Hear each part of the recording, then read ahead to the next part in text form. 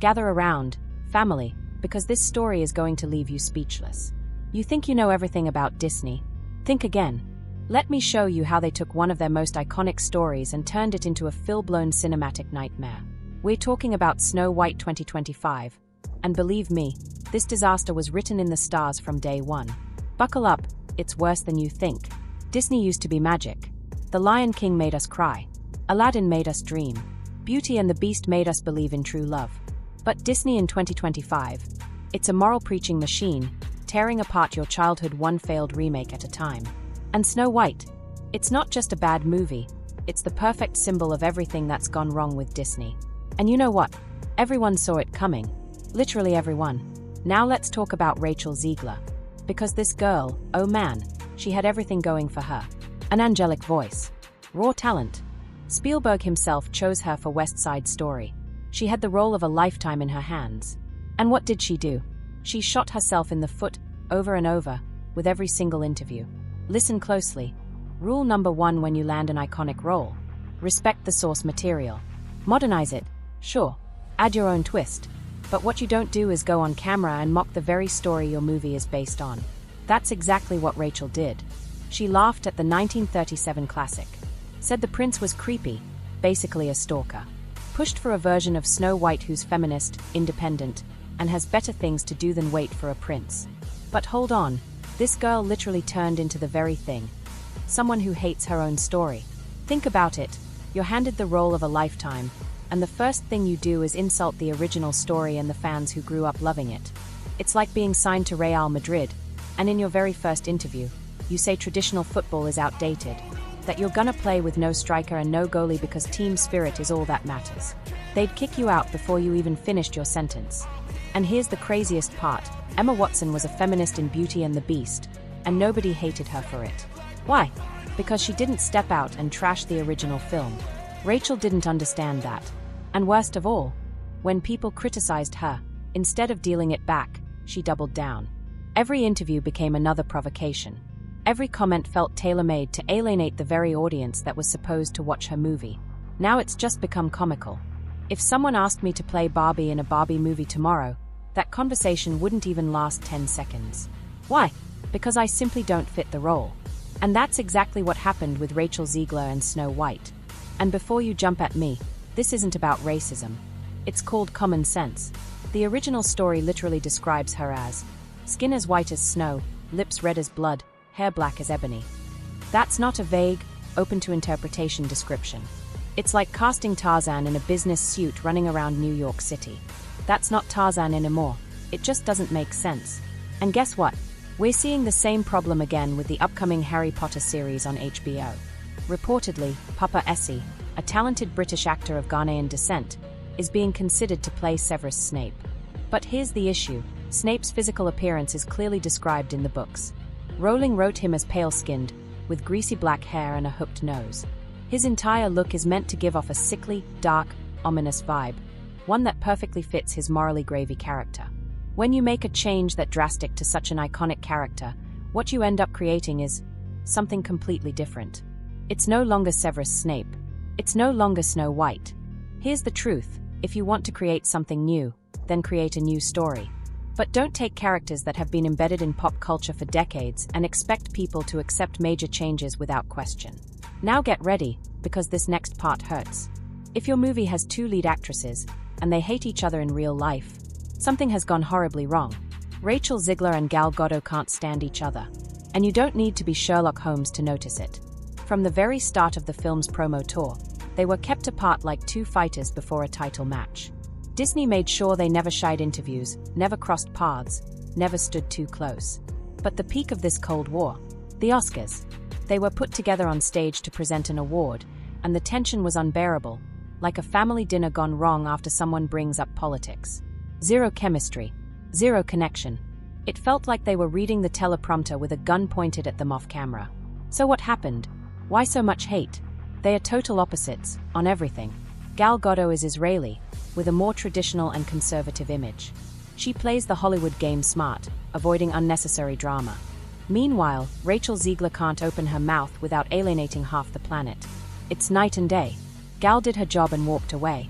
Rachel burned bridges, insulted the fan base, and eventually went completely off the grid during the press tour just to avoid sinking the film further.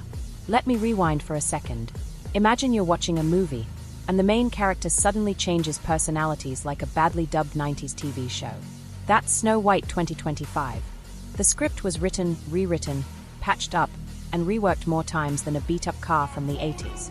One moment, Rachel Ziegler is playing classic Snow White, gentle, sweet, friendly. 5 minutes later, she's giving a student council revolution speech like she's leading a protest. And then she suddenly flips back again, sweet again, then suddenly empowered again. It's not like the character goes through some thoughtful transformation. No, this script is an absolute mess, and Snow White's personality just changes depending on which day the scene was shot. Why? Because Disney had no idea what story they were trying to tell. At first, the goal was to pay tribute to the classic, with a modern twist. Then came the "let's make it feminist because Twitter said so" phase. And when they realized the disaster they were creating, they scrambled to patch it up with last-minute reshoots. But those reshoots didn't fix anything. They just made the mess even more obvious.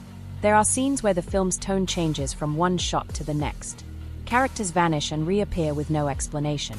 Snow White mentions someone we've never seen on screen, because their scene was cut, but the writers forgot to remove the dialogue. Now hang on, because this next part is the ultimate proof of how Disney destroyed its own agenda in record time. First, they announced there would be no dwarfs. They said it was offensive, outdated, and needed to be modernized.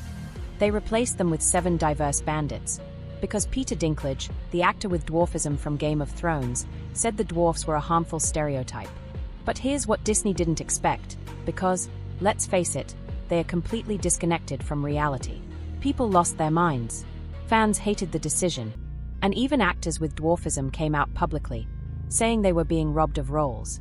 This isn't just my opinion. Disney tried to please everyone, and ended up pleasing no one. So what did they do? They panicked and rewrote the whole project again, this time, shoving in CGI dwarfs at the last minute. But of course, because it was a rushed, last-ditch fix, they looked terrible. The CGI dwarfs looked like they were pulled out of a PlayStation 2 game. There are scenes where the diverse bandits and the dwarfs appear at the same time, like 2 separate edits were smashed together. Because the team couldn't even decide, and no one could even decide what to do with the dwarfs or the bandits.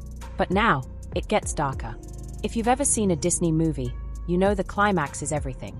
It's that big, emotional, action-packed moment where everything the story built toward finally explodes in one epic scene. But Snow White 2025 said, nah, too much effort. And instead, delivered the most anticlimactic ending in modern cinema history.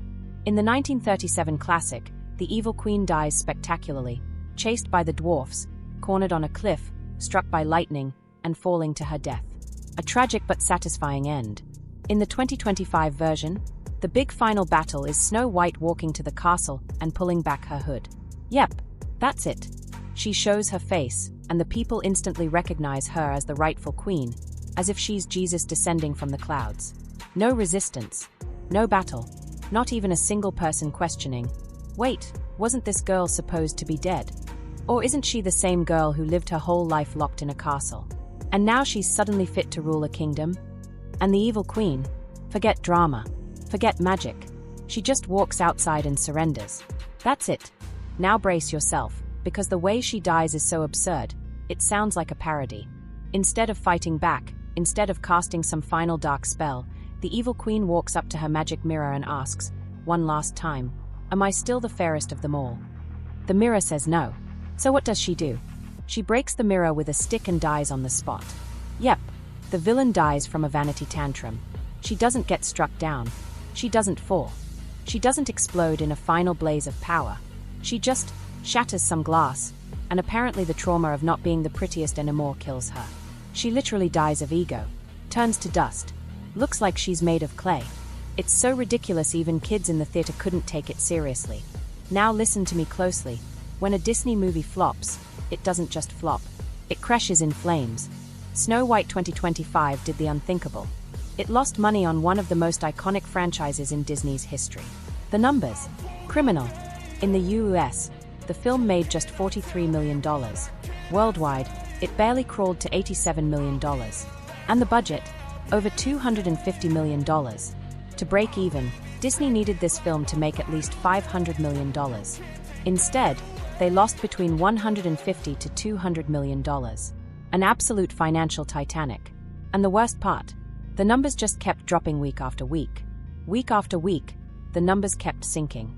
And here's the thing, when a movie is good, word of mouth helps. But with Snow White, it was the opposite.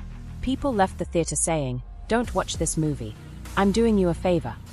And Disney, they can't afford flops like this, because it's not the first time. We've already seen it with Lightyear, with Indiana Jones and the Dial of Destiny, with the Marvels. Same formula, forced messaging, unnecessary changes, charmless protagonists. Same result, total failure. And if you want an even clearer idea of just how bad this film was, IMDb gave it a 1.6 out of 10. To put that into perspective, even one of the most mocked movies of all time, Dragon Ball Evolution, has a 2.5. What happened with Snow White is historic. Disney didn't just mess up a movie, they burned one of their most iconic titles to the ground. Rachel Ziegler, she torched her own career, all by herself. She became the face of a disaster that could have been avoided with just a little more intelligence and self-control. The box office didn't just send a message. It screamed, "We don't want this anymore." Even Disney CEO Bob Iger admitted they are stepping away from this kind of content, because the public has stopped falling for live-action remakes stuffed with agendas. When you adapt a classic, you have a responsibility. Respect the original story. Respect the fans. If you want to make changes, make them with purpose. And remember, yes, children will be watching. But more importantly, the adults who grew up loving the original will be watching too. Disney thought they could rewrite Snow White from the ground up, and audiences would just swallow it whole. But the public said no. And now, here we are. Snow White goes down in history as Disney's biggest flop in years. So the final question remains, was this just another mistake from Disney? Or is there something deeper behind this endless streak of failures? Tell me what you think in the comments.